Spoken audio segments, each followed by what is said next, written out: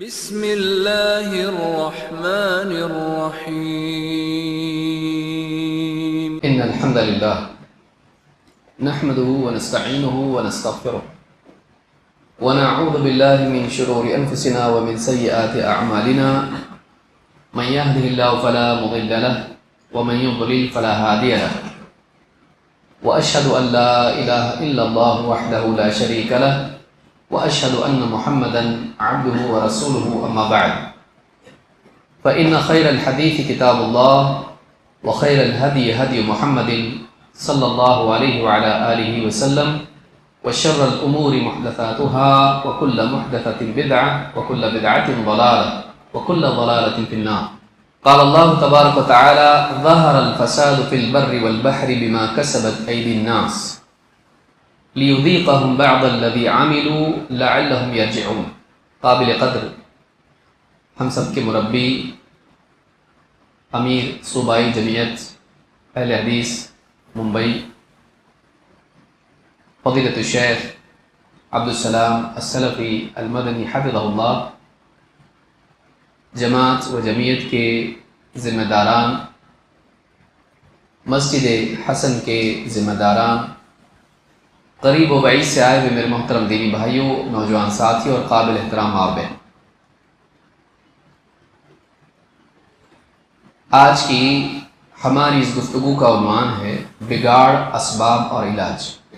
بگاڑ مطلق بتایا گیا ہے، کسی خاص ناحیے سے گھر کا بگاڑ، نوجوانوں کا بگاڑ،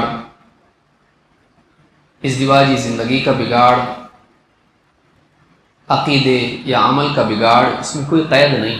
اس اعتبار سے ایک بہت بڑا عنوان ہے، لیکن کچھ باتیں اس عنوان کے تحت جو اہم باتیں ہیں وہ دیکھی جا سکتی ہیں، کیونکہ ساری باتوں کا احاطہ کرنا اتنے وقت میں ایک بہت ہی مشکل کام ہے، اور ساری باتوں کا احاطہ کرنا ویسے بھی مشکل کام ہے. قرآن کریم میں اللہ رب العالمین نے بگاڑ کے بارے میں جب بیان کیا تو فرمایا: ظہر الفساد فی البر والبحر بما کسبت ایدی الناس.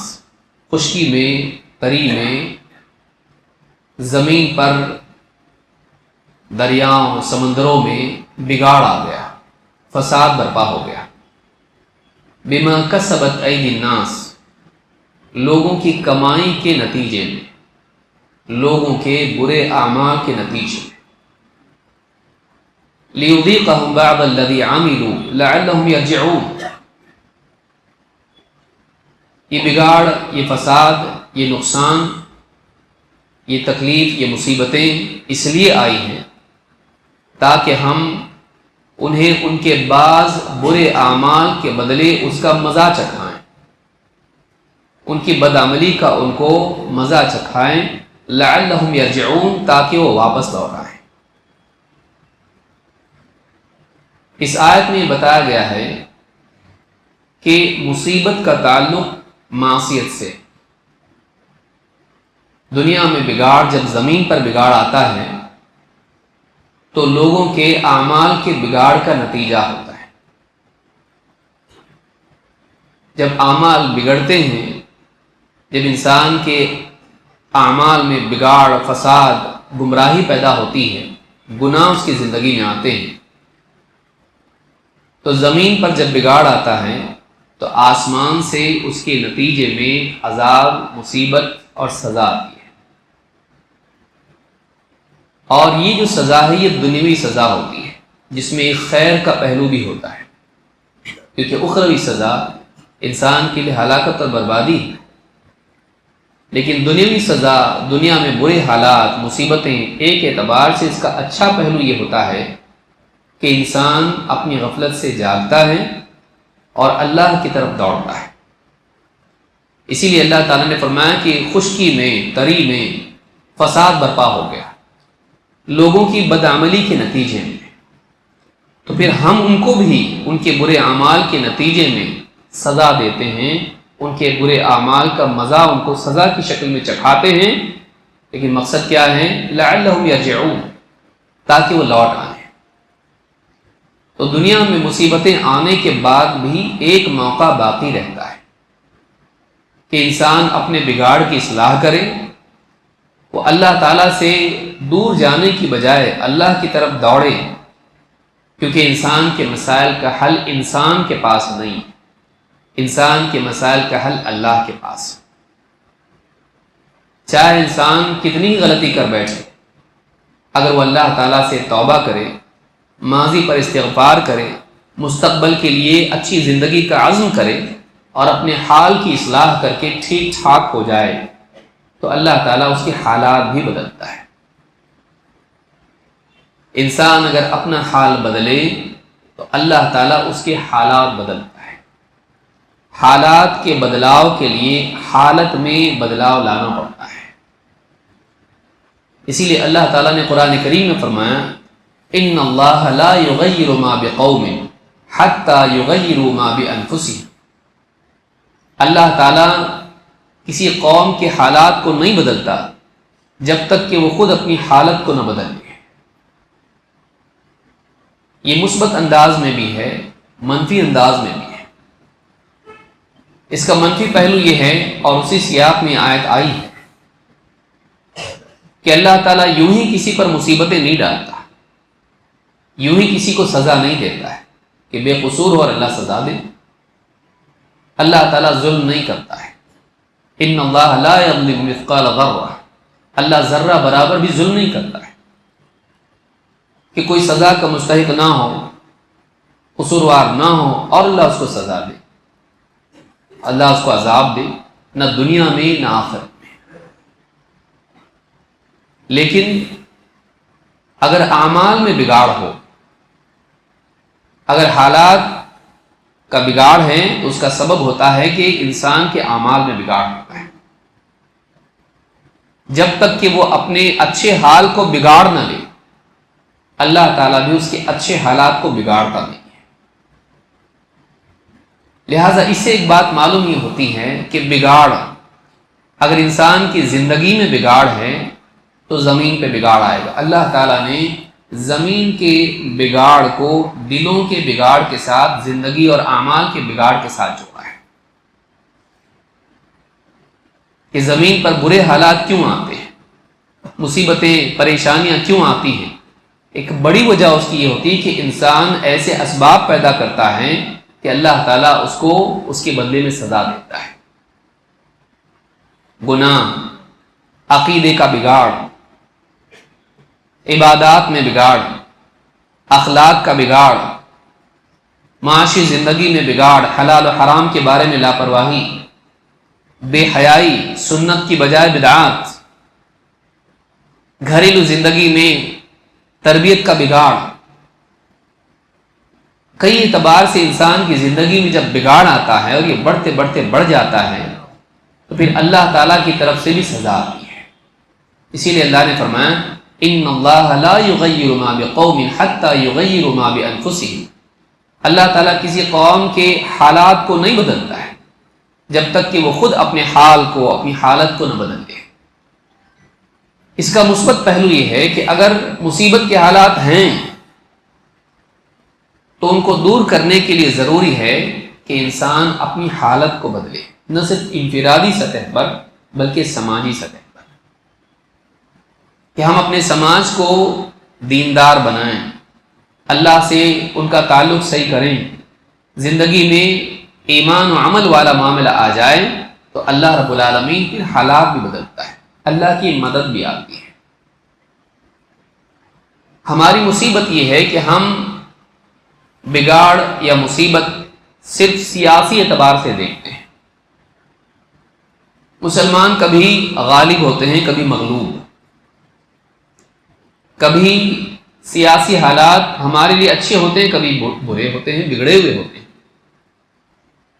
لیکن عام طور سے عوام کا معاملہ یہ ہے کہ وہ بگاڑ اور مصیبت کو دیکھتی ہے تو اسی اعتبار سے کہ سیاسی حالات کیسے ہیں، کبھی جنگ ہوتی ہے، کبھی امن ہوتا ہے، کبھی غالب ہوتے ہیں مسلمان، کبھی مغلوب ہوتے ہیں۔ لیکن انسانوں کا معاملہ یہ ہوتا ہے کہ یہ سمجھتے ہیں کہ سیاسی حالات اگر اچھے ہیں تو سب صحیح ہے، سیاسی حالات اگر بگڑے ہوئے ہیں تو سب کچھ بگڑا ہوا ہے۔ اسی لیے چائے کی پیالیوں پر، دسترخوان پر، نکاح میں، حتیٰ کہ جنازوں میں بھی لوگوں کی بات چیت موسم کے بعد سیاست پر آتی ہے.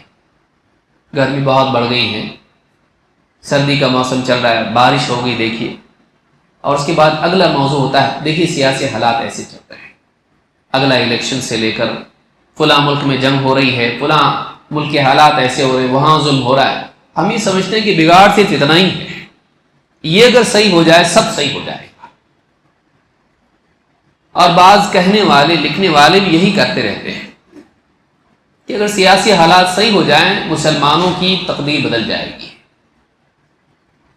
لہذا ایک بڑا طبقہ ہمیشہ سیاسی حالات کی نگرانی کرتا رہتا ہے اور سیاسی حالات کے اعتبار سے مسلمانوں کو بھی بیدار کرنے کی کوشش کرتا رہتا ہے کہ مسلمان اگر سیاسی کوشش کچھ کر لیں تو مسلمانوں کے سارے حالات بدل جائیں گے. جبکہ تاریخ کا تجربہ ہے کہ یہ واحد حل نہیں ہے. زمین پر اچھے حالات آنے کا تعلق دل کی اصلاح سے ہے. اللہ رب العالمین کا حل ہے، مفکرین کا حل نہیں ہے. ہر زمانے میں کوئی نہ کوئی کھڑا ہو جاتا ہے اور مسلمانوں کو ایک خواب دکھاتا ہے، اگر ایسا ہو جائے تو سب صحیح ہو جائے گا. اور مسلمان بھی بھولا بھالا ہے، مسلمان چلا کے بولنے والا، شور شرابہ کرنے والا، اسی کی بات کو جذباتی بات کرنے والا اسی کے پیچھے چلنے لگ جاتا ہے. ٹھنڈی بات کرنے والا مسلمانوں کو پسند نہیں آتا. صبر کی بات، حکمت کی بات، سوجھ بوجھ کی بات کرنے والا مسلمانوں کی سمجھ میں نہیں آتا. ہم لوگ قوم ہی ایسی بن گئے ہیں کہ کوئی بھی آدمی آ کے کھڑا ہو کے ہمارے جذبات کو بھڑکا دے ہم کھڑے ہو جاتے ہیں، اس کو ہم بہادر مانتے ہیں، اس کو ہم امت کا خیر خواہ مانتے ہیں. سمجھداری کی بات کوئی کرتا ہے نہیں، یہ بزدل ہے، یہ قوم کو بٹھا دے گا. غلبے کو اللہ نے کس چیز سے جوڑا ہے؟ اللہ رب العالمین قرآن کریم میں فرماتا ہے وَلَا تَهِنُوا وَلَا تَحْزَنُوا وَأَنْتُمُ الْأَعْلَوْنَ إِن كُنتُم مُؤْمِنِينَ. وَلَا تَهِنُوا، ہمت مت ہارو. برے سے برے حالات بھی آ جائیں تو مستقبل کے امکانات ختم نہیں ہوتے. ماضی کے نقصان کو آدمی اتنا دل سے نہ لگا لے کہ مستقبل کی امیدیں ختم ہو جائیں، آدمی ہمت ہار کے بیٹھ جائے اب کچھ نہیں ہو سکتا. وَلَا تَهِنُوا، ہمت مت ہارو، کمزور مت پڑ جاؤ. وَلَا تَحْزَنُوا، اور غم میں اپنے آپ کو گھلا نہ لو، غمگین نہ ہو. وَأَنْتُمُ الْأَعْلَوْنَ إِن كُنتُم مُؤْمِنِينَ، تم ہی غالب رہو گے. وَأَنْتُمُ الْأَعْلَوْنَ، یہاں پر انتم کو پہلے رکھ، تم ہی غالب رہو گے. لیکن شرط کیا ہے؟ اللہ تعالیٰ نے یہ بتایا تمہارے پاس ٹیکنالوجی ہونا چاہیے، تمہارے پاس اچھی فوج ہونا چاہیے، تمہارے پاس سیاست و اقتدار تمہارے ہاتھ میں ہونا چاہیے، تمہارے پاس پیسہ ہونا چاہیے، تمہارے پاس مین پاور ہونا چاہیے، میجورٹی تم میں ہونا چاہیے. اللہ نے کسی چیز کو بیان نہیں کیا. خارجی حالات کے سدھار اور غلبے کا تعلق اللہ تعالیٰ نے داخلی حالات سے کیا ہے، اس پر اس کا مدار رکھا ہے کہ تم ہی غالب رہو گے. شرط یہ ہے کہ تم ایمان والے ہو. معلوم ہے کہ زمین کے معاملات کو اللہ تعالیٰ نے دل کے معاملات سے جوڑا ہے، کیونکہ ایمان آدمی کے پاس ہونا چاہیے. لیکن اگر علماء یہ کہیں کہ بھائی اس وقت میں کرنے کا کام ہے کہ امت کے عقائد کی اصلاح ہوئی، سب سے اہم کام ہے، آپ لوگ تو بس یہی درس و تدریس کرتے رہو، عقیدہ عقیدہ عقیدہ، امت مر جائے گی آپ عقیدہ ہی کرتے رہو گے. دنیا کے حالات دیکھیے کہاں جا رہے ہیں اور آپ بولے اپنا عقیدہ صحیح کرو. کیا ہم مسلمان نہیں ہیں؟ کیا ہم اللہ کو نہیں مانتے؟ کیا ہم اسلام کو حق نہیں مانتے؟ اب کیا عقیدے کی ضرورت ہے؟ تو یہ جو آیت ہے یہ مکہ میں نازل ہوئی ہے، یہ مشرکین کے لیے ہے، یہ مسلمانوں کے لیے ہے. اللہ تعالیٰ نے کیوں بیان کیا؟ وَأَنْتُمُ الْأَعْلَوْنَ إِن كُنتُم مُؤْمِنِينَ. جنگی حالات کو اللہ تعالیٰ نے قلبی حالات پر ان کی بنا رکھی، تم غالب رہو گے بشرطے کہ تم مومن ہو. معلوم ہے کہ غلبے کا مدار ایمان پر ہے. غلبے کا بنیادی باقی جتنی چیزیں وہ ثانوی چیزیں، سیکنڈری ہے، وہ دوسرے مرحلے کی چیزیں ہیں. یہی اگر نہ ہو تو بعد کی چیزیں کچھ کام کی نہیں. جیسے آج ہم مسجد میں بیٹھے ہیں، پنکھا چل رہا ہے، روشنی ہے، اے سی چل رہا ہے، اگر کرنٹ ہی نہ ہو تو آپ دنیا کا سب سے اچھا پنکھا لگا لیجیے، سب سے اچھا اے سی لگا لیجیے، بہترین آپ بلب لگا دیجیے، نہ روشنی ہوگی نہ ہوا ہوگی۔ کیوں؟ کرنٹ ہی نہیں ہے، فیوز اڑ گیا ہے، الیکٹریسٹی اگر نہیں ہے، جو کہ دکھائی نہیں دیتی ہے۔ پنکھا دکھائی دیتا ہے، اے سی دکھائی دیتا ہے، بلب دکھائی دیتا ہے، لیکن کرنٹ دکھائی نہیں دیتا ہے۔ وہ اگر نہ ہو تو یہ ساری چیزیں بہترین ہو کے بھی کچھ کام کی نہیں چل سکتی، یہ ہمارے حق میں مفید ثابت نہیں ہو سکتی۔ علماء جانتے ہیں، مفکرین نہیں جانتے۔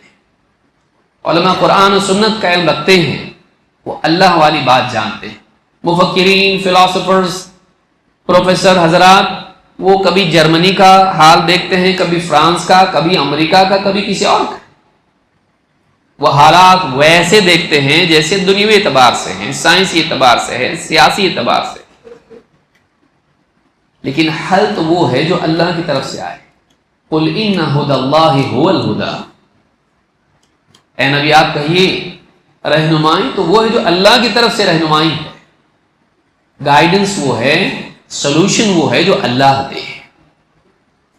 اسی لیے بدقسمتی یہ ہے کہ مسلمان عام طور سے کبھی اس کے پیچھے امید لگائے بھاگتے ہیں، اور قوم اور امت اور ملت وہیں کی وہیں رہتی جہاں کل تھی، بلکہ بعض اوقات اس سے بھی پیچھے چلی جاتی ہے۔ پھر گڑھے میں سے نکالنے کے لیے کہ نئے سرے سے کھنڈر کو صاف کرنا پڑتا ہے۔ پہلے گھر تھا، آج کھنڈر ہو جاتا ہے، پھر نئے سرے سے کھنڈر کا ملبہ ہٹاؤ، پھر نئی بنیادیں کھودو اور نیا گھر بناؤ، پھر سے امت اور 50 سال پیچھے چلی جاتی ہے۔ لیکن ہم ویسا نہیں سوچ پاتے ہیں جیسا سوچنا ہے۔ تو یاد رکھیں، بگاڑ صرف یہ نہیں ہے کہ سیاسی حالات بگڑے ہیں، بگاڑ پہلے دل کی زمین پر آتا ہے، اس کے بعد اس زمین پر آتا ہے۔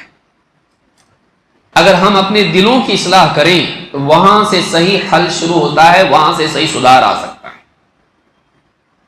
جیسے قرآن کی آیت میں بتایا گیا کہ زمین خشکی میں، تری میں بگاڑا ہے لوگوں کی کرتوت کے نتیجے میں، لیکن اعمال کیسے بگڑتے ہیں؟ اللہ کے رسول صلی اللہ علیہ وسلم کیا فرماتے ہیں؟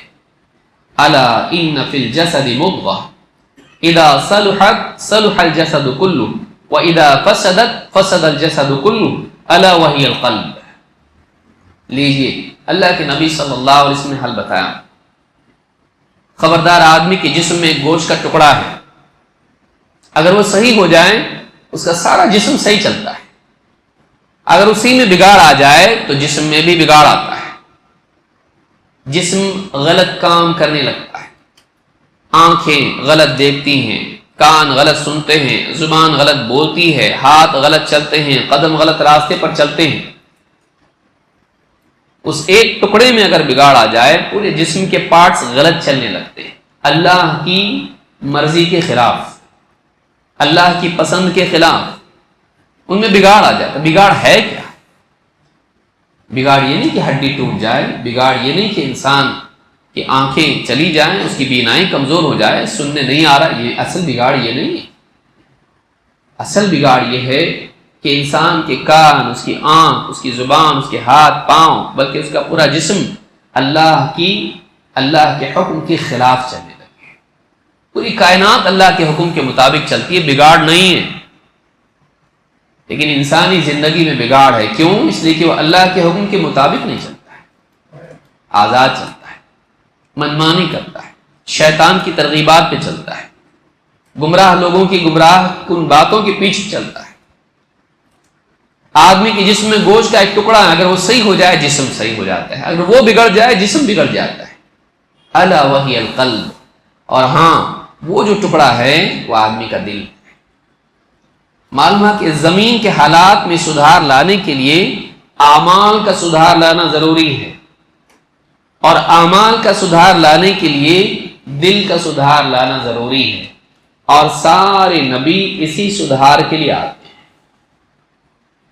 فاتقوا اللہ واطیعون، اللہ سے ڈرو، اللہ سے ڈرو اور میری مانو۔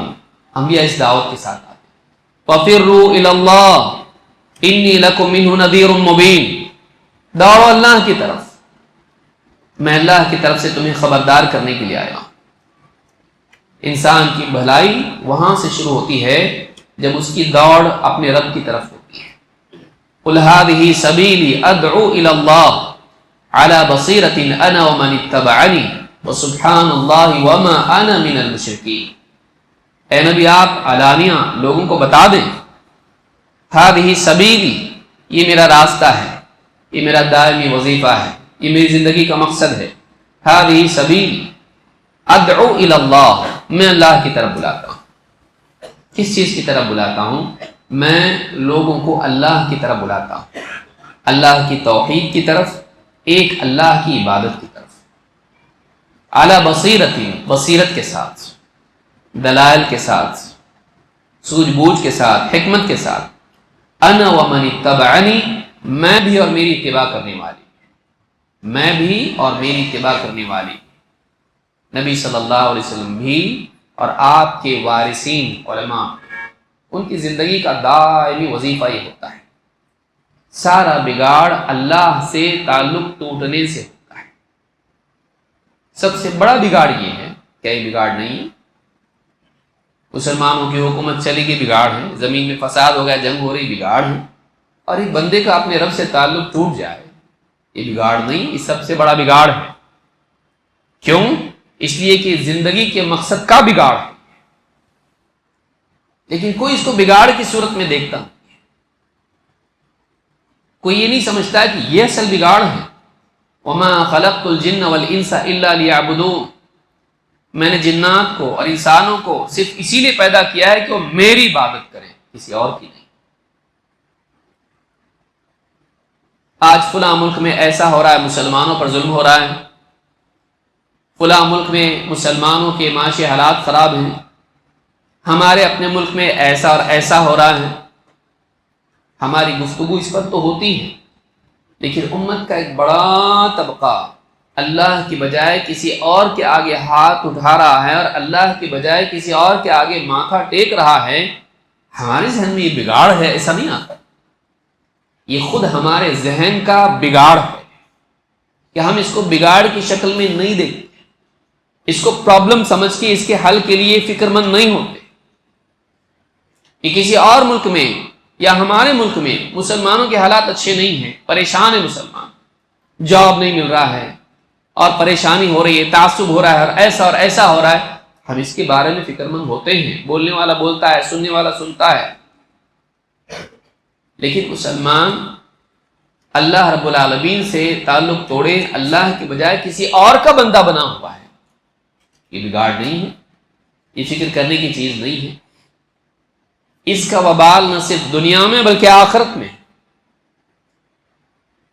بگاڑ یہ ہے، اور سب سے بڑا بگاڑ یہ ہے، اس سے بڑا کوئی بگاڑ ہو ہی نہیں سکتا کہ ایک انسان اللہ کی بجائے کسی اور کو اپنے رب اور معبود کا مقام دے دے۔ اس سے بڑا بگاڑ اور کیا ہو سکتا ہے؟ جس کے بارے میں اللہ تعالیٰ نے فرمایا ان الشرک لظلم عظیم، شرک ظلم عظیم ہے۔ ایک آدمی کو ظلم دکھائی دے رہا ہے، فلانا بادشاہ مسلمانوں پر ظلم کر رہا ہے، یہ ظلم ہے۔ اللہ کے بندے ایک مسلمان اللہ کے حق میں ظلم کر رہا ہے، یہ ظلم نہیں ہے؟ سوچیے کہ اللہ کا حق ہے، حق اللہ علی العباد، بندوں پر اللہ کا حق کیا ہے؟ ان یعبدوہ ولا یشرکوا بہ شیئا، کہ وہ اللہ کی عبادت کریں اور اللہ کے ساتھ کسی کو شریک نہیں کریں۔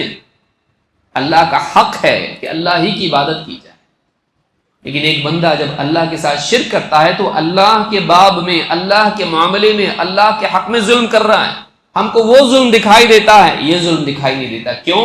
اس لیے کہ ہمارے پاس دین کا علم نہیں ہے، ہمارے پاس سیاسی علم ہے، ہم اسکول میں پڑھ کے نکلے ہیں، کالج میں پڑھ کے نکلے ہیں، ہم پی ایچ ڈی کیے ہیں، لیکن کبھی ہم علماء کی مجلس میں نہیں بیٹھے، دینی دروس ہم نے نہیں سیکھے، قرآن و سنت کا مطالعہ ہم نے نہیں کیا، تو ہم کو تو وہی ظلم دکھائی دینے والا ہے، کیونکہ رات دن ہم میڈیا میں پڑے ہوئے ہیں، ظلم کے خلاف آواز اٹھاؤ، لیکن ہمارے گھر میں ہمارا باپ، ہماری ماں، ہمارا دادا، نانا، نانی، ہمارے رشتہ دار، بلکہ بھائی بہن، یہ اللہ کے باب میں ظلم کر رہے ہیں، ہم وہاں کے ظلم کے بارے میں سوچ رہے ہیں، لیکن اللہ کے باب میں اپنے اطراف میں ظلم ہو رہا ہے اس پہ ہم نہیں سوچ رہے۔ بگاڑ نہیں ہے،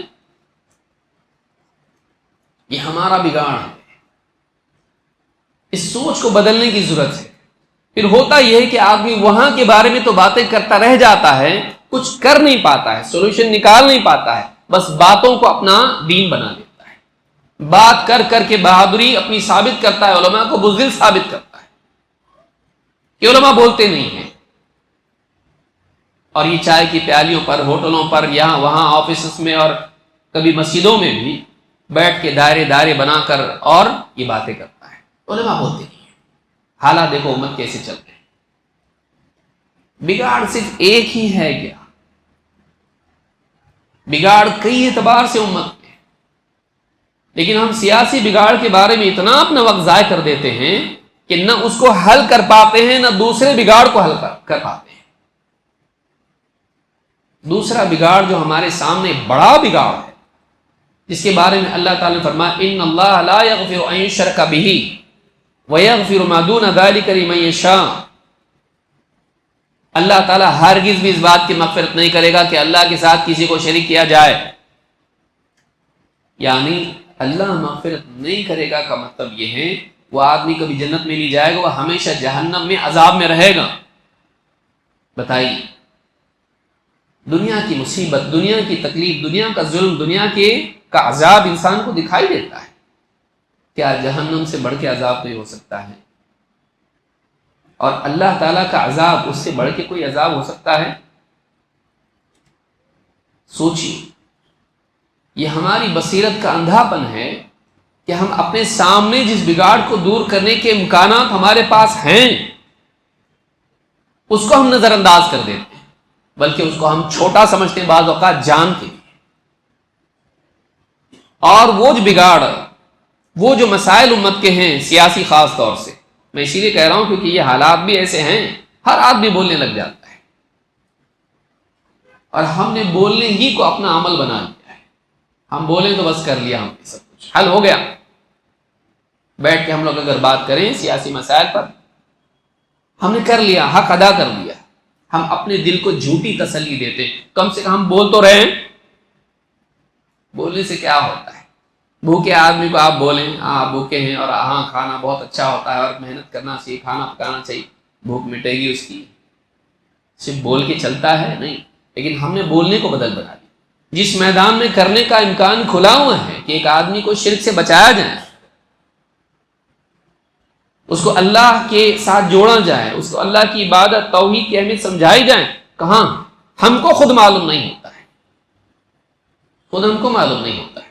ایک بڑا طبقہ مسلمان کا آج درگاہوں پہ جا کے اللہ کی بجائے کسی اور کے نام کی قربانی کر رہا ہے، درگاہوں پہ جا کے قبروں پر سجدے کر رہا ہے، درگاہوں پہ جا کے ان سے اولاد، شفا اور کورٹ میں کیس اٹکا ہوا ہے اور یہ مسائل وہ مسائل ان سے مانگ رہا ہے۔ بڑا طبقہ ہے، چھوٹا نہیں ہے، اتنا کم نہیں کہ اس کو ہم نظر انداز کرتے ہیں، ایک بھی ہو تو نظر انداز نہ کیا جائے۔ بات یہ ہے کہ ایک بڑا طبقہ مسلمانوں کا ایسا، اس کو دین سمجھے، اولیاء کی محبت کے نام پر اس نے اللہ کے ساتھ شرک کو اپنے لیے حلال کر لیا ہے، نہ صرف حلال کیا بلکہ اسی کو ایمان اور دین اور اسی کو اصل دین سمجھ رہا ہے اور آپ کو گمراہ سمجھتا ہے۔ اس کی غلط فہمی کون دور کرے گا؟ کیا ایک اور دو دن کا کام ہے یہ؟ بلکہ حکومت ملنے کے بعد بھی اللہ تعالیٰ نے بتایا یعبدوننی ولا یشرکون بی شیئا، کہ وہ بندے میرے جن کو اللہ زمین میں تمکین دے گا وہ ایسے ہوں گے، وہ میری عبادت کریں گے، میرے ساتھ شرک نہیں کریں گے۔ توحید اتنی ضروری ہے۔ بگاڑ، عقیدے کا بگاڑ بڑا بگاڑ ہے۔ اس کے دور کرنے کے لیے کیا ہے؟ اس کے دور کرنے کے لیے کہ ایسی مجالس کا انعقاد کیا جائے جس میں لوگوں کو صحیح عقیدہ سکھایا جائے۔ آج بھی مسلمان کو بھی، کتنے مسلمان آپ کے میرے ستارے گردش میں ہیں، آج بھی وہ مان رہا ہے کہ ستارے انسان کی تقدیر پر مؤثر ہوتے ہیں، اس کے اچھے برے حالات ان سے جڑے ہوتے ہیں۔ بڑا طبقہ ہے، انگوٹھیاں پہنے ہوئے ہیں، تعویذ گلے میں لٹکائے ہوئے ہیں، گھوڑے کی نال گھر میں دہلیز پر پھونکے ہوئے ہیں، گھر کے اندر لیمو مرچ لٹکائے ہوئے ہیں، دکان کے اندر کعبہ کا دروازہ نصب کیے ہوئے ہیں، کتنی چیزیں، ناریل لٹکائے ہوئے ہیں. یہ بگاڑ نہیں ہے؟ بہت بڑا اصل بگاڑ یہ ہے. بلکہ انبیاء اسی بگاڑ کو دور کرنے کے لیے آتے ہیں. وَلَقَدْ بَعَثْنَا فِي كُلِّ أُمَّةٍ رَسُولًا أَنِ اعْبُدُوا اللَّهَ وَاجْتَنِبُوا الطَّاغُوتَ. ہم نے ہر امت میں ایک رسول بھیجا، کوئی امت اس سے خالی نہیں رہی، ہر امت میں رسول بھیجا. کس چیز کے ساتھ؟ کس دعوت کے ساتھ؟ ان اعبدوا اللہ واجتنبوا الطاغوت، کہ اللہ کی عبادت کرو، طاغوت سے بچو. اللہ کی عبادت کرو، طاغوت سے بچو. طاغوت کیا ہے؟ ہر وہ معبود، ہر وہ چیز، ہر وہ شخص جسے لوگ اپنا معبود بنا لیں اور وہ اس پر راضی رہے، وہ اس پر راضی رہے. یا ہر وہ شخص جو اللہ کی شریعت کے مقابلے میں لوگوں کو رہنمائی دے، یا ہر وہ شخص جس کی لوگ پیروی کریں اور نبی صلی اللہ علیہ وسلم کی سنت سے ہٹا ہوا، وہ اپنے طور طریقے کو، اپنی باتوں کو ہی لوگوں کو دین بنا کے پیش کرے، لوگ اس کو فالو کرنے والے بنے. کتنا بڑا طبقہ مسلمانوں کا ہے جو باباؤں کے پیچھے پڑا ہوا ہے، حلال کو حرام، حرام کو حلال. اتنا بڑا طبقہ مسلمان. اس بگاڑ کو ہم کب دور کریں گے؟ اگر یہ نہیں ہوگا، اللہ نے کیا فرمایا؟ وَأَنْتُمُ الْأَعْلَوْنَ إِن كُنتُم مُؤْمِنِينَ، تم ہی غالب رہو گے بشرطے کہ تم مومن. لیکن مومن کیسا؟ ایسا مومن جو شرک سے پاک ہو. کیونکہ اللہ نے کیا فرمایا عرب کے لوگوں کے بارے میں، خاص کر کے مکہ کے لوگوں کے بارے میں جو اللہ کو ماننے والے تھے؟ اللہ نے فرمایا وَمَا يُؤْمِنُ أَكْثَرُهُمْ بِاللَّهِ إِلَّا وَهُمْ مُشْرِكُونَ. ان کی اکثریت اللہ پر ایمان لانے کے باوجود بھی مشرک کی مشرک ہی ہے. معلوم ہے کہ ایک انسان ممکن ہے کہ اللہ پر ایمان رکھتا ہو، لیکن اللہ کے ہاں اس کا نام مشرکین ہے. کیا فائدہ ایسے ایمان سے؟ کیا فائدہ کہ انسان اللہ کے ہاں مشرکین کی فہرست میں ہو؟ ایمان ایسا چاہیے جو شرک سے پاک ہو. الذین آمنوا ولم یلبسوا ایمانہم بظلم اولئک لہم الامن وہم مہتدون. جو لوگ ایمان لائیں اور انہوں نے اپنے ایمان میں ظلم کی ملاوٹ یعنی شرک کی ملاوٹ نہیں کی، انہی کے لیے امن کا وعدہ ہے. لیجئے، زمین پر بگاڑ، زمین پر ظلم و زیادتی، زمین پر خوف کے حالات، حل کیا ہے؟ اللہ نے کیا فرمایا؟ جو لوگ ایمان لائیں اور اپنے ایمان میں ظلم کی ملاوٹ نہیں کی، اللہ والا ظلم، اللہ کے باب میں ظلم انہوں نے نہیں کیا، تو اللہ تعالیٰ ان کو دوسروں کے ظلم سے محفوظ رکھے گا، ان کو امن کے حالات دے گا. امن کے حالات کیسے آتے ہیں؟ ظلم کیسے ہٹتا ہے؟ ظلم سے کیسے نجات ملتی ہے؟ جب انسان خود اللہ کے باب میں ظلم سے رک جاتا ہے.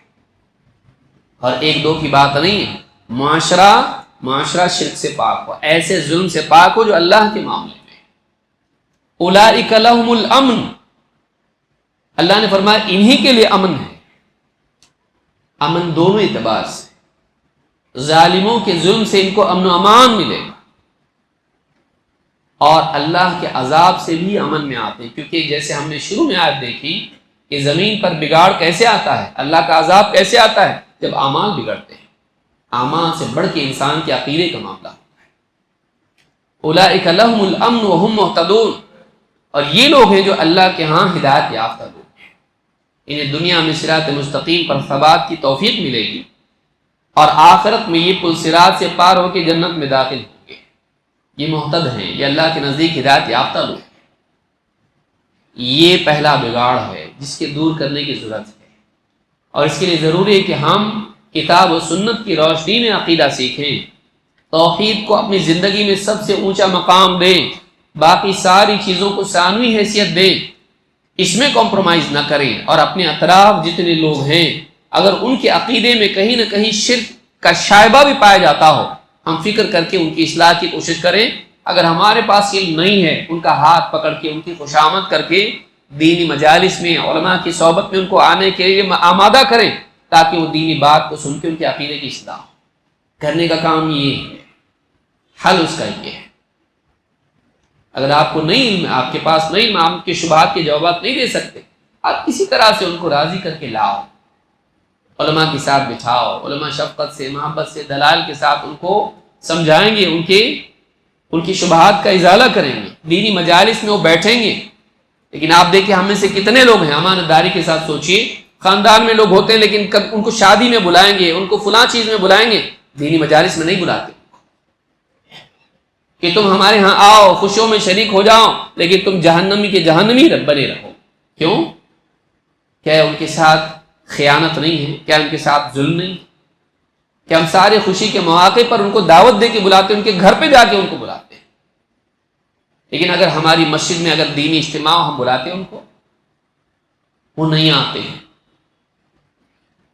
ہم ایسے رشتہ داروں کے بھی گھر پہ جا کے بیٹے کی بیٹی کی شادی کی دعوت دیتے ہیں جو معلوم ہے نہیں آئے گا، اپنی ذمہ داری تو ادا کریں گے، بھائی آئے نہ آئے ان کی مرضی۔ دینی میدان میں کیا یہ اس کا حق نہیں ہے کہ وہ کسی طرح بچ جائے؟ اور امتی نبی صلی اللہ علیہ وسلم مانتا ہے اللہ کے رسول صلی اللہ علیہ وسلم، کیا ہم ان کو نہیں بلائیں؟ بلانا چاہیے۔ آپ علامہ بن کے تقریر کرنے لگ جائیں؟ نہیں، آپ دینی مجالس میں ان کو لائیے، بلائیے، ساتھ میں لے کے آئیے، کم از کم دعوت دیجیے۔ آج تو اتنا آسان ہو گیا، آدمی نہ بھی ملاقات کرے، واٹس ایپ پہ کسی کو میسج بھیج سکتا ہے، بھائی آئیے آج دینی مجلس ہے، فلاں جگہ یہ مسئلہ ہے، اس پر بات ہوگی، آئیے آپ۔ ہم نہیں آتے، آ کے سنیے تو صحیح، ہو سکتا ہے اس کی زندگی بدل جائے۔ اور ایسا ہوا ہے، کئی لوگ آپ جاتے ہیں، سن لیتے ہیں، اور بات دل پہ اثر کرتی ہے۔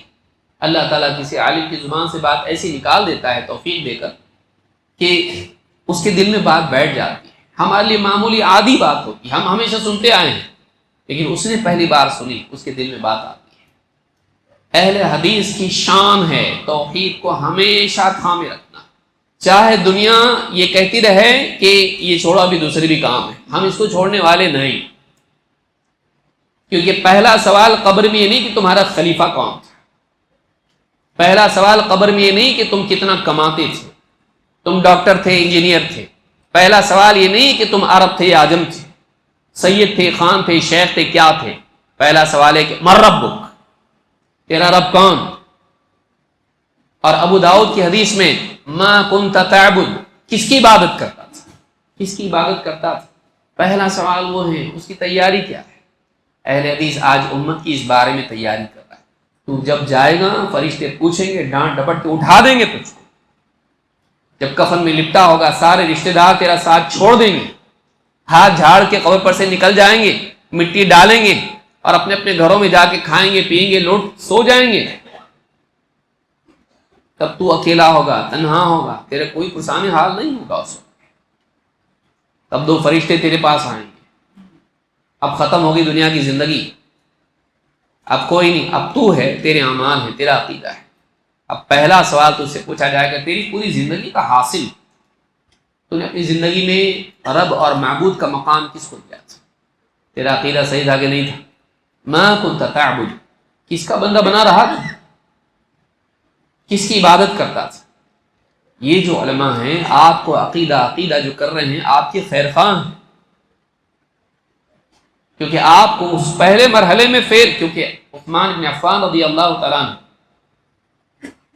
قبر پر کھڑے ہوتے دفن کے بعد میں بہت روتے ہیں، لوگوں نے پوچھا جنت کا تذکرہ آتا ہے، جہنم کا تذکرہ آتا ہے، آپ کو ایسا ہم روتے ہوئے نہیں دیکھتے جیسا قبر کے معاملے میں آپ کا معاملہ۔ کہا میں نے اللہ کے نبی صلی اللہ علیہ وسلم سے سنا کہ قبر آخرت کی منازل میں پہلی منزل ہے، جو اس میں نجات پا گیا آگے کے مرحلے اس کے لیے آسان ہیں، جو اس میں فیل ہو گیا، اس میں پھنس گیا، اس میں نجات نہیں پا سکا، آگے کے مراحل اس سے زیادہ دشواری والے ہیں۔ قبر میں جواب دینا ہے سب سے پہلے، تیرا رب کون، تیرا معبود کون، کس کی عبادت کرتا تھا؟ یہ تربیت دینا نوجوان بعض اوقات حکومت پہ بولیے، حالات حاضرہ پر بولیے، یہ کیا ہے؟ توحید توحید توحید۔ حالات حاضرہ قبر میں پوچھے نہیں جائیں گے، قبر میں پوچھا جائے گا تو کس کی عبادت کرتا تھا، توحید پوچھی جائے گی۔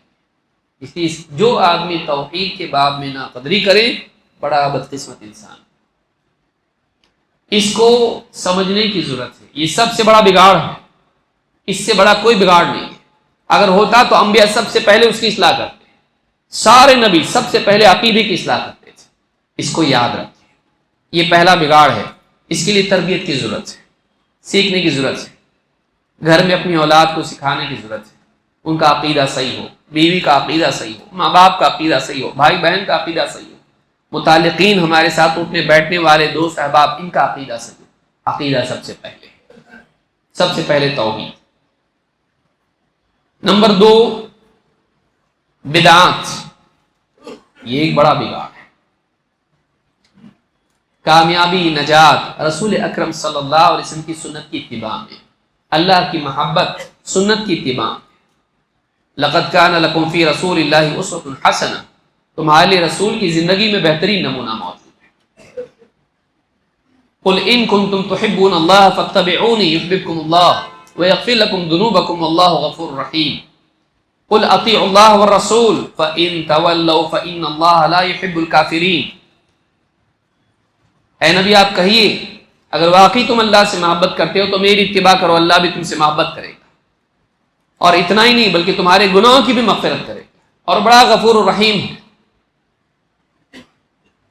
اور نبی یہ بھی بتا دو, اللہ کی مانو, رسول کی مانو, اور اگر پیٹ پھیر کے نکل جاتے ہیں, مانتے نہیں ہیں, تو اللہ کافروں کو پسند نہیں کرتا ہے. جو اللہ اور اس کے رسول کی نہیں مانے, اللہ نے اس کو کافر قرار دیا ہے. جو اللہ اور اس کے رسول کی بات کا ماننے سے انکار کر دیں, چاہے ایک ہی بات کیوں نہ ہو, ایسا آدمی اسلام کے دائرے سے نکل جاتا ہے. تو 2 چیزیں زندگی میں آئیں, ایک اللہ اور اس کے رسول کے حکم کی فرما برداری, جو بولا وہ کرنا. 2 زندگی میں طرز عمل منمانی اور آزادی والا نہ ہو, بلکہ صبح اٹھنے سے لے کے رات سونے تک, انفرادی زندگی سے لے کے معاشرتی زندگی میں رسول اکرم صلی اللہ علیہ وسلم جیسی زندگی جی کر گئے, آپ کے اسوا کو اپنا. عقیدے میں, عبادات میں, آپسی تعلقات میں, اخلاق میں, ان چیزوں کو اپنانا جو رسول اکرم صلی اللہ علیہ وسلم سے ہم کو ملتا ہے. دین کے معاملے میں منمانی نہیں کرنا. ایک ہے آزادی, ایک ہے دوسری غلامی, ان کے بیچ میں اتباع ہے. ایک تو یہ کہ آدمی جو جی میں آیا کرے, مجھے اچھا لگتا ہے تو میں کروں گا. نبی کے نام کا ایک نئی عید بنا لوں گا, اس دن جلسے جلوس کروں گا. اپنے دل سے کوئی بھی ذکر گھڑ لوں گا, اپنے دل سے کچھ بھی میں عبادت کروں گا. دین میں جتنی حدیں ہیں اس سے زیادہ کروں گا. کثرت عمل کے نام پر اپنی طرف سے تبدیلیاں کچھ بھی کر دوں گا, کچھ بھی عبادات ایجاد کر دوں گا اللہ کے قرب کے لیے. ایک یہ طریقہ ہے آزادی والا. دوسرا طریقہ کیا ہے, انسان اندھا ہو جائے اور دلائل کو نظر انداز کرے, رسول اکرم صلی اللہ علیہ وسلم کے طریقے کے مقابلے میں کسی اور کے طریقے کو ترجیح دے کہ فلاں ہمارے امام ہیں, بس ہم انہی کے پیچھے چلیں گے, وہ جو بولیں گے ہم کریں. ائمہ کرام کا احترام, اولیاء کا احترام اہل حدیث کے ہاں بھی ہے, نہیں ایسا نہیں, بشرطے کہ وہ ولی واقعی متقی پرہیزگار کوئی ایسا انسان ہو جو امت مانتی آئی. اور ائمہ کرام, ائمہ اربعہ ہو یا ان کے علاوہ ہو, ان کی دینی خدمات کا اعتراف بھی اہل حدیث کے نزدیک ہے, اس میں کوئی شک نہیں. آپ کتابیں دیکھ لیں, خطابات سن لیں. لیکن نبی کریم صلی اللہ علیہ وسلم کی سنت کے مقابلے میں کسی اور کے فتوے اور کسی اور کے عمل کو ترجیح دینا, یہ نبی کی شان میں بھی ایک اعتبار سے گستاخی ہے. اللہ کے نبی صلی اللہ علیہ وسلم فرماتے ہیں, لو بدا لکم موسیٰ فاتبعتموہ وترکتمونی لضللتم عن سواء السبیل ولو کان حیا وادرک نبوتی ما حل له الا ان یتبعنی. اگر آج موسیٰ علیہ السلام بھی ظاہر ہو جاتے اور تم مجھے چھوڑ کے ان کے پیچھے لگ جاتے, ان کے پیچھے چلنے لگ جاتے, ان کی پیروی کرنے لگ جاتے, لضللتم عن سواء السبیل, تو تم صراط مستقیم سے بھٹک جاتے. وَلَوْ كَانَ حَيًّا وَأَدْرَكَ نُبُوَّتِي, اور اگر خود موسیٰ علیہ السلام بھی آج زندہ ہوتے اور میری نبوت پاتے، ما حل له الا ان يتبعنی، اور بعض روایات میں ما وسعه الا اتباعی، ان کے لیے بھی میری اتباع کرنے کے سوا اور کوئی چیز حلال نہیں ہوتی، ان کے لیے گنجائش نہیں ہوتی مگر یہ کہ بس وہ میری اتباع کریں۔ ایک طرف یہ ہیں جو آزاد ہیں، من مانی کرنے والے، ایک طرف ایسی پابندی، علماء کی ایسا احترام ان کا کہ پھر نبی کریم صلی اللہ علیہ وسلم کی سنت کو بھی نظر انداز کرنا، اور پھر چاہے دلائل سامنے آ جائیں کتنے ہی، یہ بخاری کی حدیث ہے، مسلم کی حدیث ہے، لیکن آدمی کیا کرے؟ نہیں، ہمارے امام صاحب کا یہ کہنا ہے، ہمارے پیر صاحب کا یہ کہنا، ہم بس اسی کے مطابق چلیں۔ ایک انسان اندھی تقلید کرے، علماء کی ماننا غلط نہیں ہے، بشرطے کہ وہ بات اللہ اور اس کے رسول کی بات کے مطابق ہو، اس کے معارض اور مخالف نہ ہو۔ بڑے سے بڑا عالم بھی اگر کوئی ایسی بات بتاتا ہے جو کتاب و سنت سے متصادم ہو اور واقعی ہو، محض ہمارے گمان میں نہیں، دوسرے علماء بول چکے ہوں، دوسرے ائمہ بتا چکے ہوں کہ یہ بات قرآن و سنت سے ٹکراتی ہے، رسول صلی اللہ علیہ وسلم کی بات سے آپ کی سنت کے خلاف ہے، تو ہم اس بات کو چھوڑ دیں۔ لیکن کتنا بڑا طبقہ ہے آپ دیکھیے کہ ٹھیک ہے وہ حدیث اپنی جگہ ہے، لیکن ہم تو اپنے امام کی اتباع کریں گے۔ کیوں؟ اس لیے کہ ہم فلاں حنفی ہے، کوئی شافعی ہے، کوئی اور ہے۔ یہ طرز عمل آج امت میں کتنا ہے۔ بعض اوقات آدمی بخاری مسلم پڑھا ہوا ہوتا ہے، لیکن کیا کہتا ہے؟ ٹھیک ہے وہ جو حدیث ہے نا وہ شافعیوں کی دلیل ہے، فلاں حدیث جو ہے وہ حنفیوں کی دلیل ہے۔ ہم نے حدیثوں کو کب سے بانٹنا شروع کر دیا۔ اللہ تعالیٰ نے تو ہم کو کیا بتایا تھا؟ وَمَا آتَاكُمُ الرَّسُولُ فَخُذُوهُ وَمَا نَهَاكُمْ عَنْهُ فَانْتَهُوا، جو کچھ رسول تم کو دیں سب کا سب لے لو۔ یہ نہیں کہا کہ تم حدیث میں بانٹ لو، رسول کی تعلیمات کو آپس میں امت میں تقسیم کر لو، گروہ گروہ بنا کر یہ ہمارا یہ تمہارا۔ لیکن آج امت میں آپ کو یہ دکھائی دے گا کہ امت اس طرح سے تقسیم ہو چکی ہے۔ اہل حدیث کی دعوت کیا ہے؟ اہل حدیث کی دعوت یہ ہے کہ ایک طرف ہم اولیاء کا، ائمہ کرام کا، علماء کا احترام کریں، لیکن کسی کی تعظیم رسول کے مقام کے مقابلے میں اور اس سے برائی ہے کہ اس سے بڑھ کر نہ کریں۔ اگر نبی صلی اللہ علیہ وسلم کی سنت کے بالمقابل موسیٰ علیہ السلام کی اگر امتی، یہ امت اگر پیروی کرنے لگ جائے، آپ نے کہا تم گمراہ ہو جاتے۔ بتائیے جس کا انتخاب اللہ نے کیا ہو، جس سے اللہ نے کلام کیا، وَكَلَّمَ اللَّهُ مُوسَىٰ تَكْلِيمًا، جس سے براہ راست اللہ تعالیٰ نے کلام کیا، ان کے بارے میں کہا جا رہا ہے کہ میری بجائے ان کے پیچھے چلو گے تو گمراہ ہو جاؤ گے۔ کسی اور کا مقام ان کے مقابلے میں کیا ہو سکتا ہے؟ موسیٰ علیہ السلام سے بڑھ جائے گا امت کا کوئی امام؟ وہ نبی اور رسول ہیں، وہ کلیم اللہ ہیں، ان کے باب میں بتا دیا، جب بڑے کے بارے میں بتا دیا جائے تو اس کے ماتحت سارے اس میں شامل ہو جاتے ہیں۔ بتایا جا رہا ہے کہ جس سے براہ راست اللہ نے کلام کیا ہو، جس پر اپنی وحی نازل کی ہو اور جس کو اتنی ساری فضیلتیں عطا کی ہوں، ان کے بھی پیچھے چلو گے مجھ کو چھوڑ کے تو گمراہ ہو جاؤ گے۔ باقی لوگ تو اور بہت دور کی بات ہے۔ لیکن آج آپ دیکھیے سنت کا استخفاف امت میں کتنا ہے، سنت کے بارے میں لاپرواہی کتنی ہے، بدعات امت میں کتنی ہے۔ جبکہ انسان اگر بدعات کا ارتکاب کرتا ہے اس کو عمل قبول نہیں ہوتا ہے، بلکہ بقیہ دوسرے اعمال بھی وہ کرتا ہے، فرائض و نوافل، اللہ تعالیٰ ان کو قبول نہیں کرتا ہے، اس اعتبار سے کہ اللہ کی رضا نہیں ہوتی اس کے ساتھ۔ اس سے فریضہ ساقط تو ہو جاتا ہے علماء نے کہا، لیکن اللہ تعالیٰ اس سے خوش نہیں ہوتا ہے، اس سے فریضہ ثابت ہوتا ہے، بس وہ قبول رضا اس کو نہیں ہوتی ہے، قبول اجزا ہو جاتا ہے، عمل چلا گیا، ہو گیا بس، لیکن اللہ راضی نہیں اس سے۔ بلکہ قیامت کے دن اللہ کے نبی صلی اللہ علیہ وسلم فرماتے ہیں انا فرطکم علی الحوض، میں تم میں سب سے پہلے حوض کوثر پر پہنچ کے سب تیاری کروں گا۔ قافلے میں، ریگستان میں جو آگے جا کر کسی نخلستان میں اتر کے وہاں پہ سارا سیٹنگ جس کو ہم کہتے ہیں ترتیب بناتا ہے آنے والوں کے لیے، اس کو فرط کہتے ہیں۔ انا فرطکم علی الحوض، میں حوض کوثر پر تمہارا فرط ہوں، پہلے پہنچ کے سب کچھ تیار کروں گا، مہیا کروں گا، ساری چیزیں، معاملہ درست کروں گا۔ اور آپ نے فرمایا فمن وردہ شرب منہ، جو حوض کوثر پر آئے گا اسے اس کا پانی پینا نصیب ہوگا، ومن شرب منہ لم یظمأ بعدہ ابدا، اور جو حوض کوثر سے پیے گا اس کے بعد وہ کبھی کبھی پیاسا نہیں ہوگا۔ پھر آپ نے فرمایا لا یرد علی اقوام اعرفهم ویعرفونی، کچھ لوگ حوض کوثر پر آنے کی کوشش کریں گے، میں انہیں پہچانوں گا، وہ مجھے پہچانتے ہوں گے،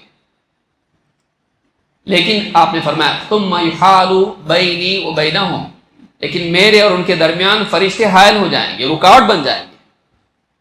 فاقول انہم منی، میں کہوں گا یہ تو میرے امتی ہیں، میرے ہیں، امتی امتی، یہ میرے لوگ ہیں، کیونکہ آپ ان کے چہروں سے اور وضو کے اعضاء سے ان کو پہچان لیں گے کہ یہ میری، دوسری حدیث میں مسلم کی آیا ہے کہ پہچانیں گے کیسے آپ، ان کے چہرے اور ان کے وضو کے آثار سے آپ ان کو پہچانیں گے، جس امت کی شان ہوگی، خاص ان کی صفت ہوگی۔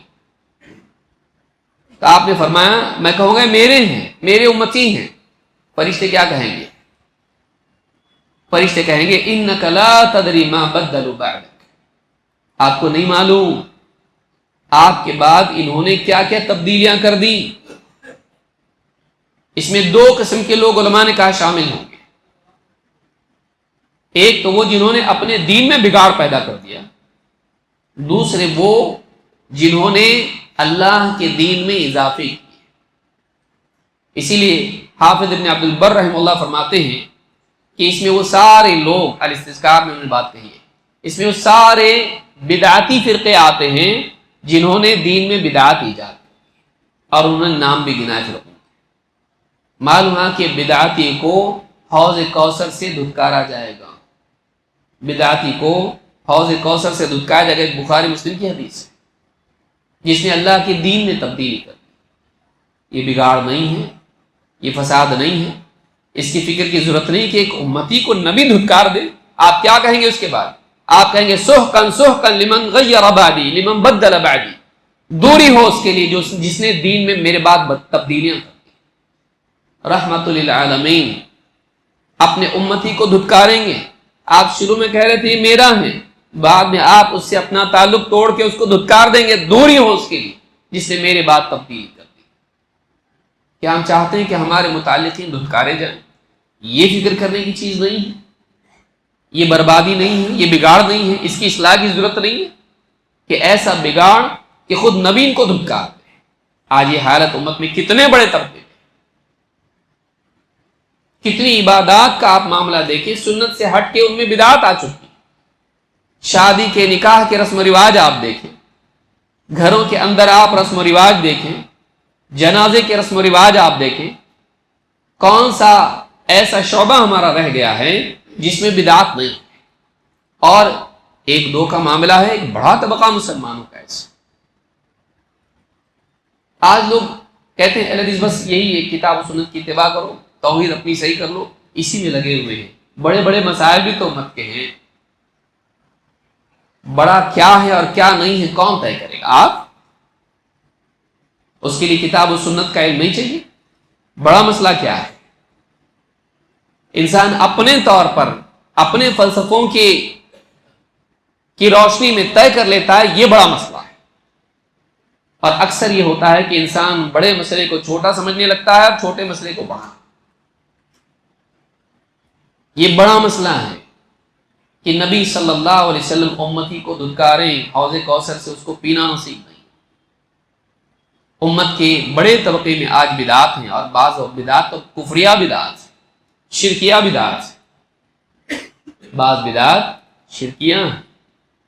اس کی اصلاح کی ضرورت ہے، یہ ایک بڑا مسئلہ ہے۔ اس کے لیے بھی ضروری کیا ہے؟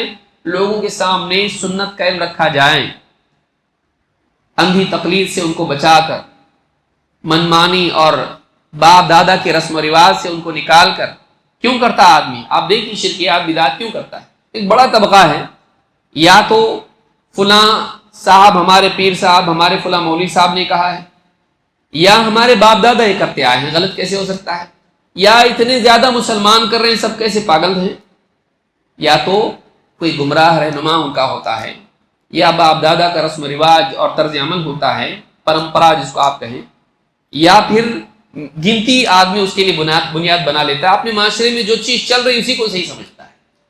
ہمارا دین پہلی آیت کس بارے میں نازل ہوئی؟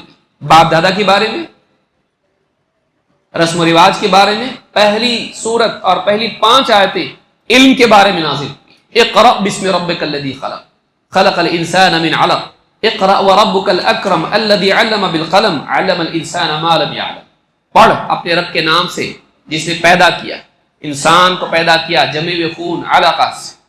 پڑھ اور تیرا رب بڑا کریم ہے، ہر کرم کرنے والے سے زیادہ کریم. الاکرم الذی علم بالقلم، جس نے قلم کے ذریعے تعلیم دی. علم الانسان ما لم یعلم، انسان کو سکھایا جو نہیں جانتا تھا، نہ جان سکتا تھا. اللہ کے بتائے بغیر اللہ کی مرضیات کو کون جان سکتا ہے؟ یہ تجربے سے اور سائنس کی طرف معلومات سے اور غور و فکر کرنے سے معلوم نہیں ہوتا ہے. جب تک اللہ نہ بتائے اللہ کو کیا پسند ہے بندہ نہیں جان سکتا ہے، کیا صحیح ہے کیا غلط ہے بندہ نہیں جان سکتا ہے جب تک کہ اللہ نہ بتائے. اور اللہ نبیوں کے ذریعے بتاتا ہے. نبوی علم کی روشنی میں معلوم ہوتا ہے صحیح کیا غلط کیا ہے، اچھا کیا ہے برا کیا ہے. ورنہ انسان زنا کو بھی حلال کر لے گا اور سود کو بھی حلال کر لے گا اور جوئے کو بھی اپنی کامیابی سمجھ لے گا، صلاحیت سمجھے گا. کتنا بڑا طبقہ ہے سر. پیسے پہ تجارت میں اب ملتا ہے فائدہ تو پیسے پہ پیسہ، سود کیا مسئلہ ہے. اور اگر خالازاد اور پھوپھی زاد بہن سے نکاح کر سکتے تو سگی سے کیوں نہیں کر سکتے ہیں. عقل اگر چلانا شروع کرے تو انسان حلال اور حرام کی تمیز کھو دے گا. چوری کر کے کمانا انسان کے لیے صلاحیت کہلائے گا. دیکھو کتنا صلاحیت مند ہے. کون بتاتا ہے صحیح کیا غلط کیا ہے؟ اللہ کے بتائے بغیر ہم نہیں جان سکتے. دینی علم سے دوری ساری مصیبتوں کی جڑ ہے. بڑا مسئلہ ہمارا یہی ہے کہ دینی علم سے ہم دور ہیں. ماں باپ کی تربیت اولاد کو نہیں، خود ماں باپ تربیت یافتہ نہیں ہے. آج ہماری اولاد کالج میں پڑھ رہی ہے، اسکول سے لے کے کالج تک اور اس کے بعد یونیورسٹی تک.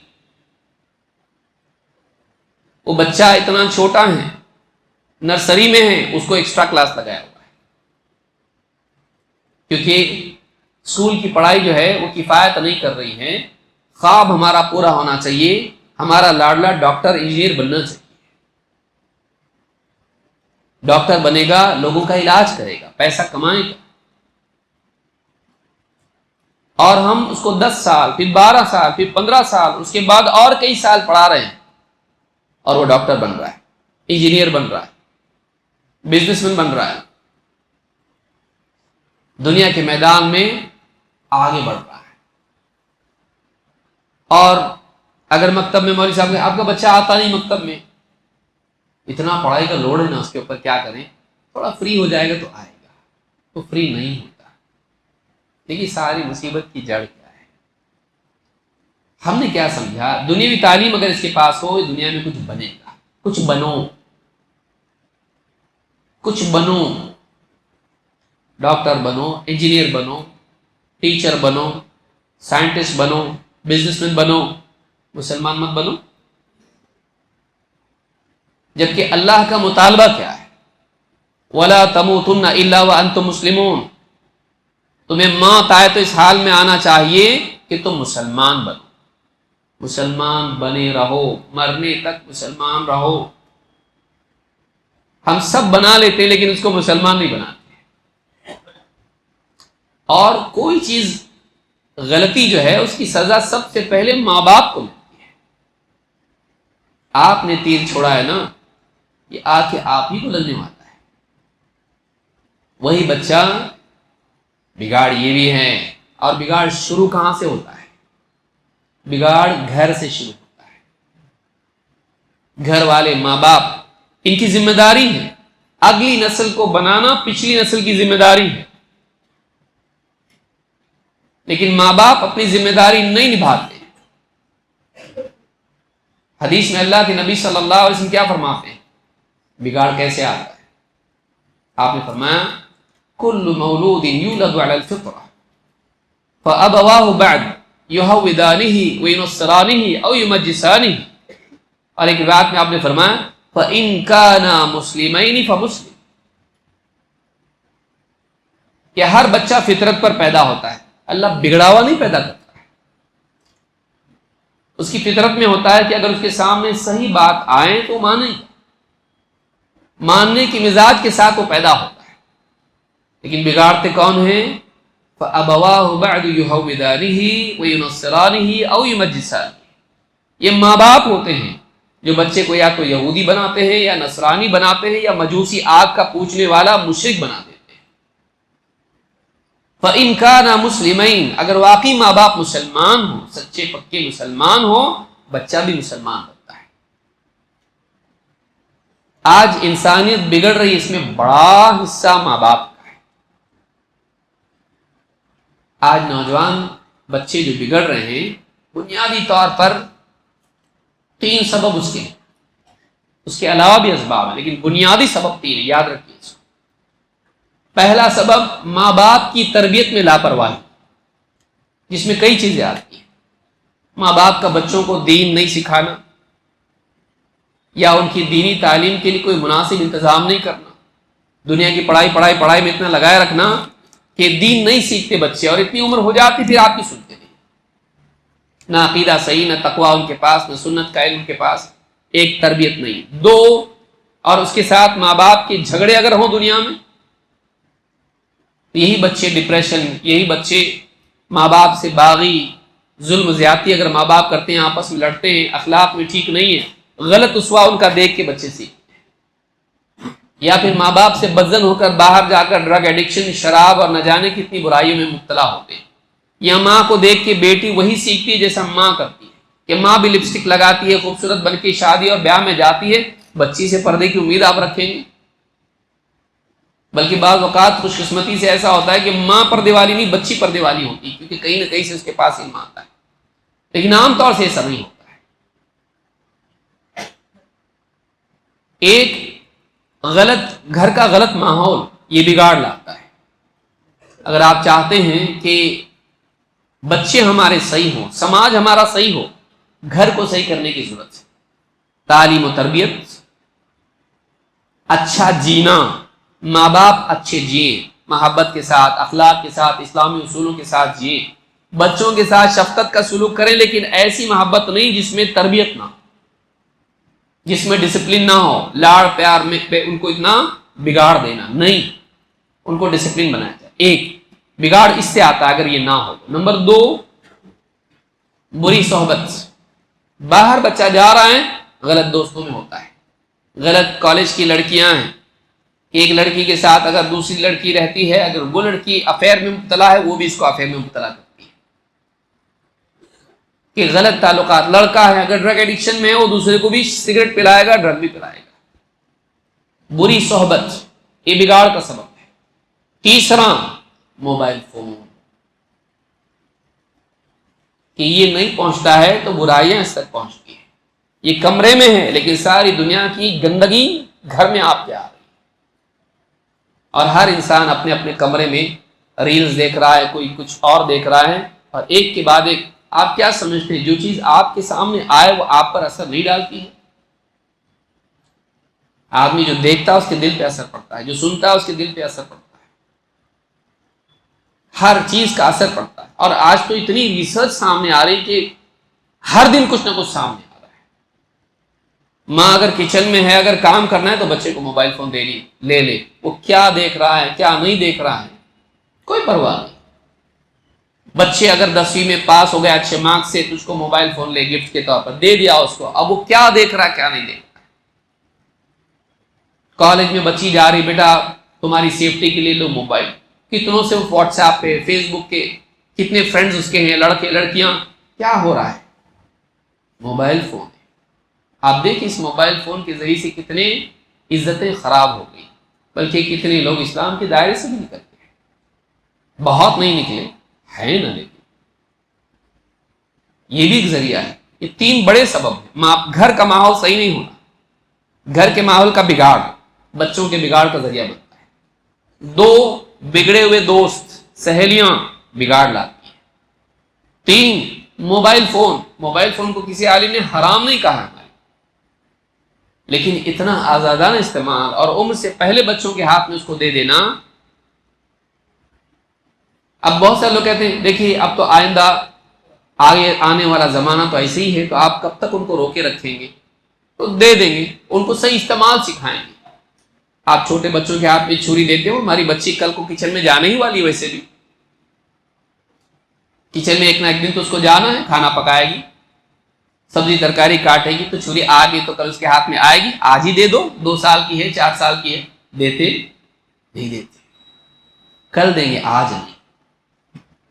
یہ جو بگاڑ ہیں اس کی اصلاح کے لیے ضروری ہے کہ ہم بچوں کو اور ہمارے اپنے لیے بھی عقائد کی اصلاح اور دینی تربیت ہم کو ملے، صحیح علم ہمارے سامنے آئے اور ہمارے اندر آخرت کی فکر، اللہ سے تعلق، اچھے اخلاق پیدا کرنا، اچھے اوصاف پیدا کرنا، یہ ہماری فکر بنے۔